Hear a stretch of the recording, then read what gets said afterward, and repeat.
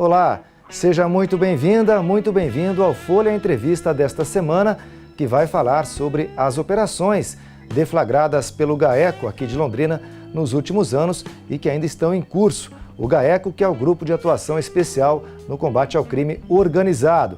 Para falar sobre esse assunto, vamos conversar com o coordenador do GAECO aqui em Londrina, o promotor Jorge Barreto da Costa.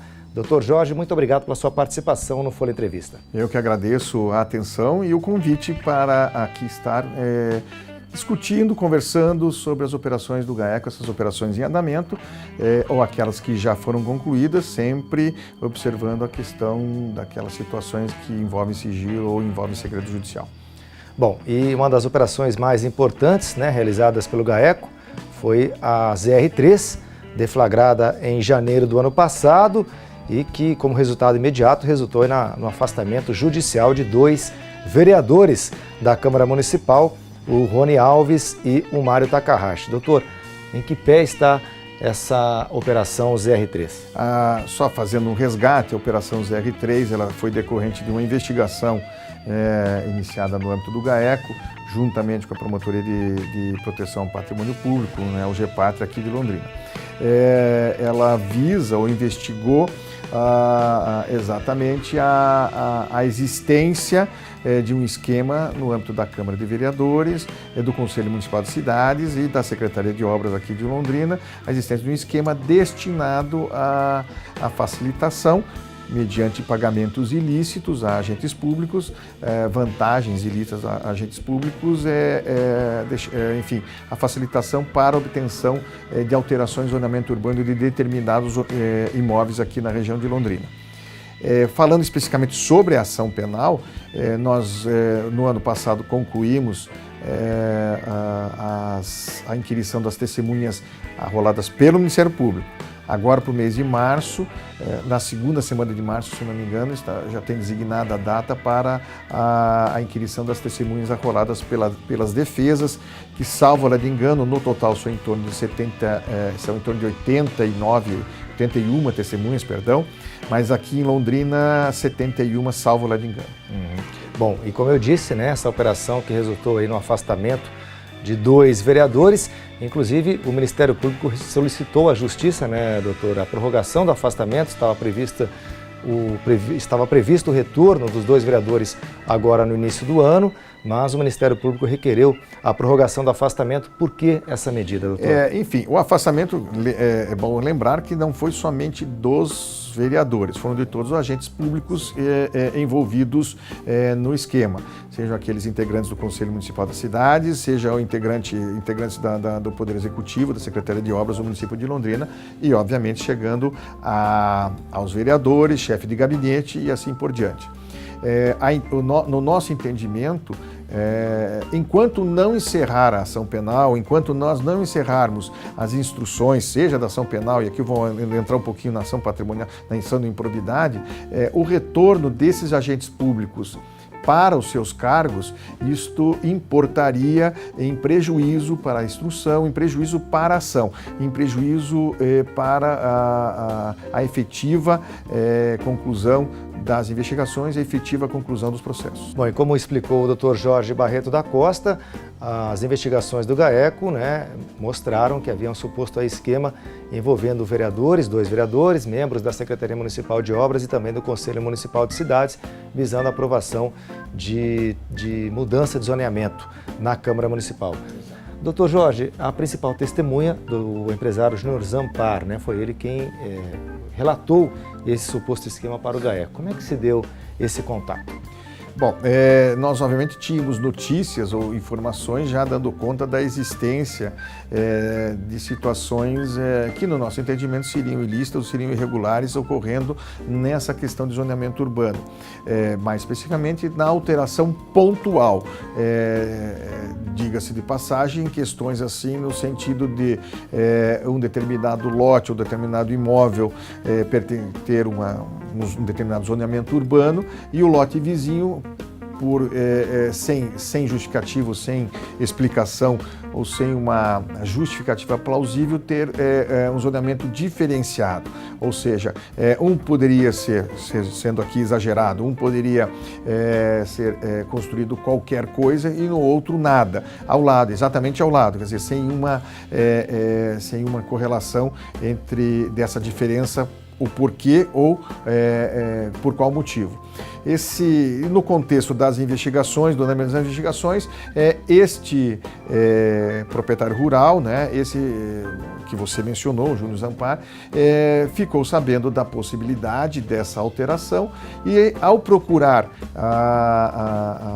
os poderes competentes para isso, foi informado de uma forma ou de outra que, se procurasse determinadas pessoas, determinados agentes públicos, determinadas empresas para a feitura, elaboração do estudo de impacto de vizinhança, essa situação seria resolvida de uma forma mais fácil, mais prática e principalmente mais rápida se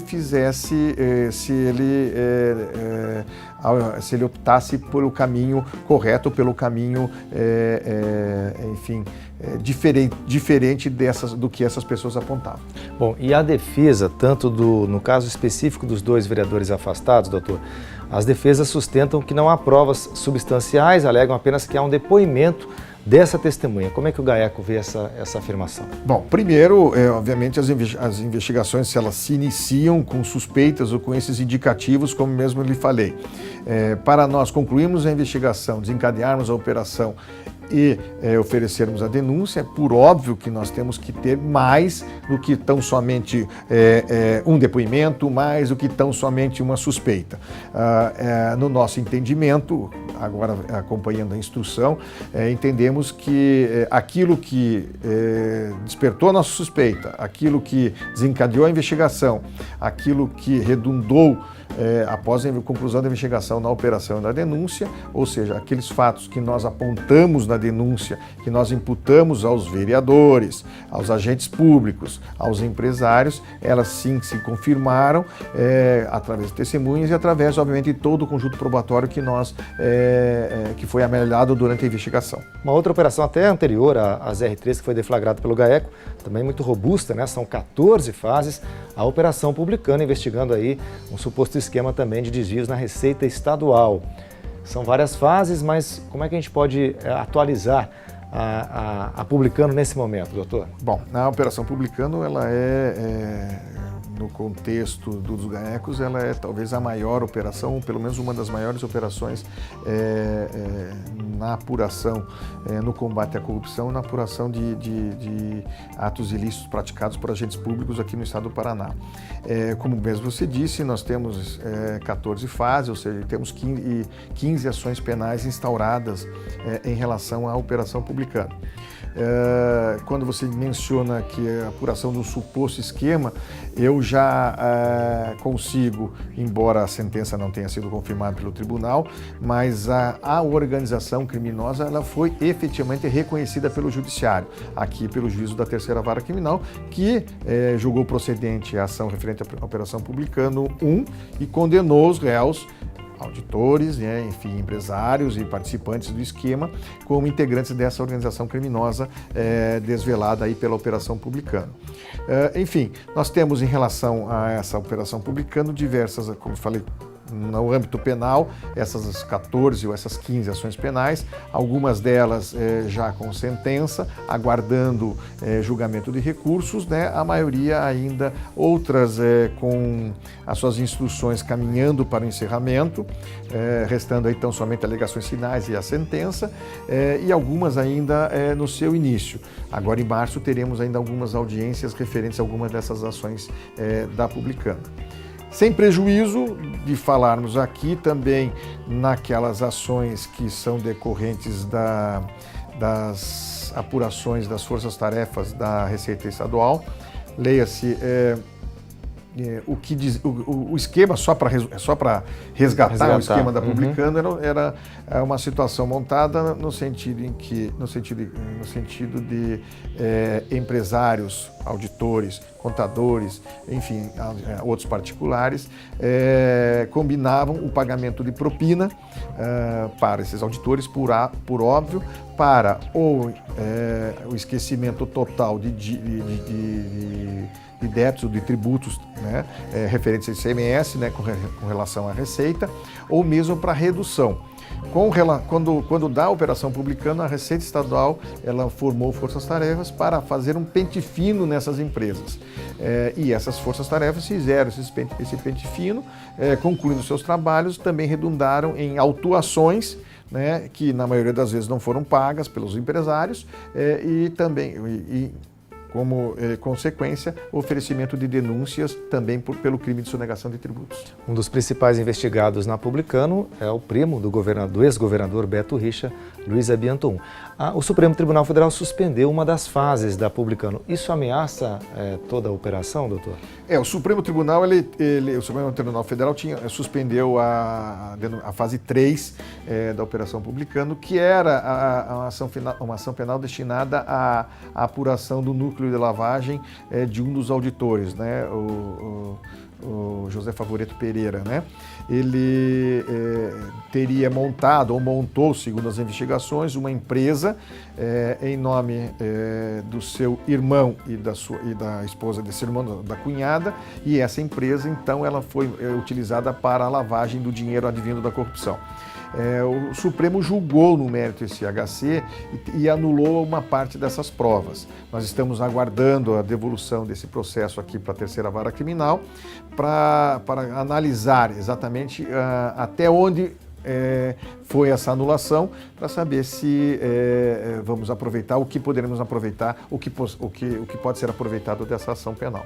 Bom, uma outra operação também deflagrada pelo GAECO no ano passado, a Operação Password, né, investigando aí um esquema para reduzir débitos de IPTU, seria mais ou menos isso, né, doutor? Em que fase está essa operação? Bom, a ação penal, nós tivemos agora o recebimento da denúncia pelo juízo ali da segunda vara criminal, a determinação de citação dos réus, os réus agora estão no prazo para apresentar a resposta à acusação.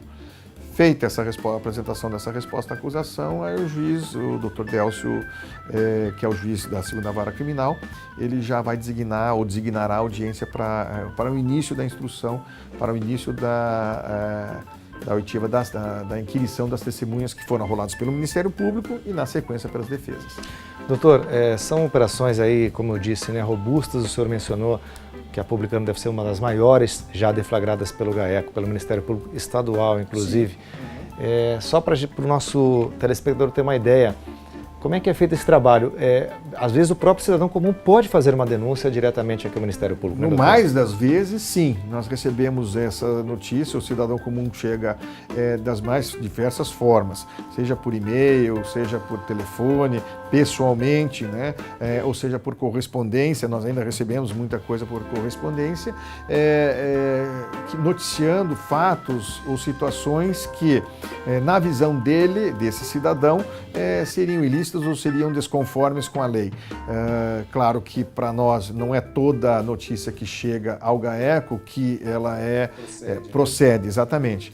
Nós tomamos sempre o cuidado e a cautela, por óbvio, de fazer uma investigação inicial para evitar ou para esclarecer se esta notícia tem vamos dizer assim, algum fundo de verdade ou se não passa de mero denuncismo, né? Então, com base nessas situações é que nós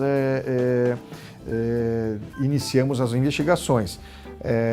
Claro que aí o grupo, juntando policiais militares, policiais civis e o Ministério Público, determinamos a forma dessa investigação, o que será feito para ser obtida essa ou ser confirmada essa ou aquela informação, utilizando sempre os meios legais, utilizando o que a legislação brasileira permite, que o Ministério Público permite que os órgãos de investigação utilizem.